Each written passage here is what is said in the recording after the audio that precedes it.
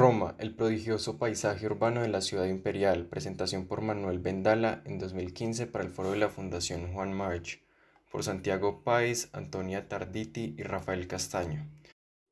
Roma es una ciudad muy importante para la cultura occidental, y esta ha quedado retratada en la cultura popular como si siempre hubiese sido esa gran urbe de 1 millón de habitantes, cuando en realidad Roma fue un muy largo proceso.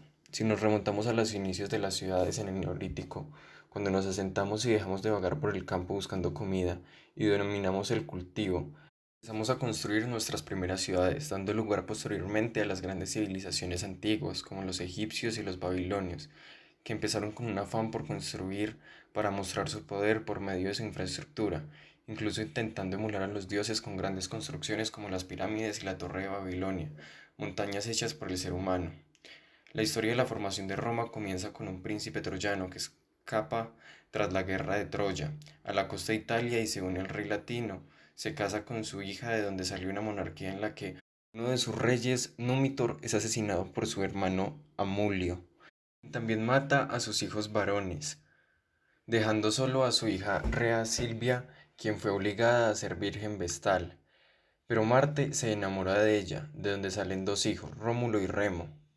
Amulio ordena su ejecución, pero el verdugo no cumple su tarea y deja a los niños en una canasta en el río Tíbet, donde después, en la orilla del río, fueron amamantados por una loba y criados según el relato. Estos hermanos pasarían luego a fundar una Roma, marcando la urbe de Roma con un arado, que delimita el Templum, jurando que mataría a quien cruzara esta línea. El Templum era un lugar sagrado para el culto a los dioses, cuyo centro era el Aegis, inmutando un sistema de vías que pasaría de norte a sur llamado Cardo y de este a oeste Cumano.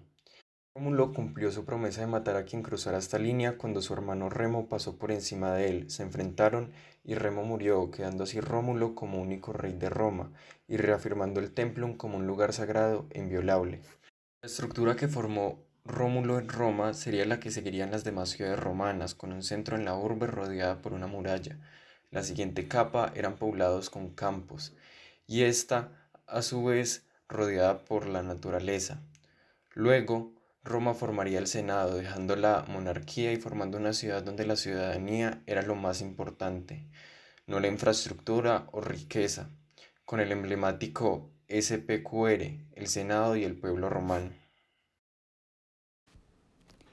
La ciudad de Roma surge en el momento en que Eneas y los suyos desembarcan en la zona media del mar Tirreno.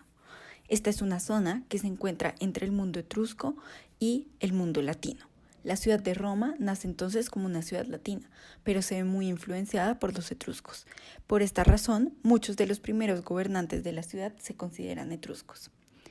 Esta ciudad nace en lo alto de la colina Palatino y al lado del río Tíber, lo que ofrece grandes facilidades hidráulicas y aumenta la funcionalidad de la ciudad. Esto además permite la comunicación a través de puentes. A esta primera versión de la ciudad, que es mucho más pequeña que la que conocemos hoy en día, se le llama Roma Quadrata. A partir de esto, Roma desarrolla un proceso de crecimiento. Esto se hace a partir de la ocupación de las 7 colinas de su alrededor. En este momento ya abarcaba aproximadamente 500 hectáreas. Este territorio estaba cercado por la muralla serbiana, que marcaba las delimitaciones de la majestuosa ciudad. En el siglo III se construye una nueva muralla que delimita el territorio, que se ha ampliado, y esta se conserva en gran parte hasta el día de hoy. Arqueológicamente se ha comprobado que desde sus orígenes la ciudad siempre ha sido muy dinámica económicamente y muy funcional.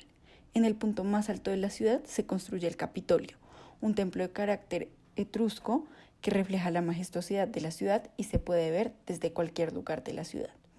Originalmente era de barro y tenía colores muy alegres e intensos. Más adelante, al comparar su arquitectura con algunas ciudades griegas, Roma se siente inferior. Por esta razón, la ciudad se impone militarmente a estas ciudades que la rodean. Los grandes dirigentes romanos abordan entonces un proceso de imitación hacia Alejandro Magno y su gran imperio. A partir de esto, Roma se empezó a llenar de palacios que se denominaron como ortis y están rodeados por jardines.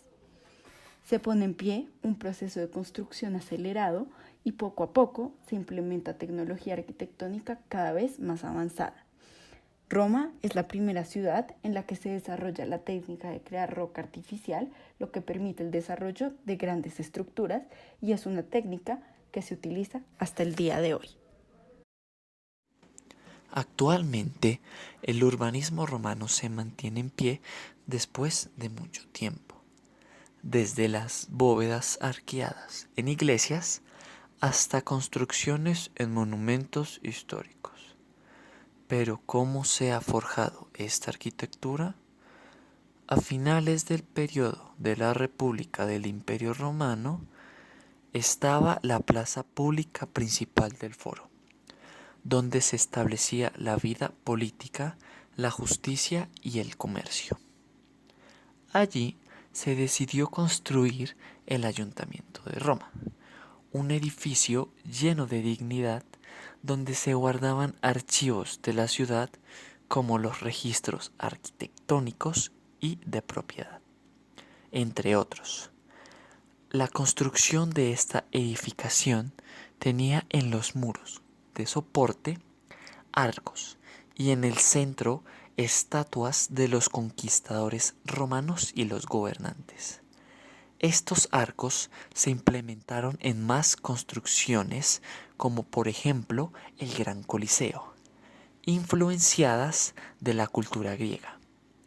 Pero los romanos interiorizaron esta cultura y crearon algo puramente romano, como por ejemplo los teatros. Y durante varios años, los conquistadores quisieron plasmar sus victorias en conquista del territorio griego, como por ejemplo el Arco del Triunfo.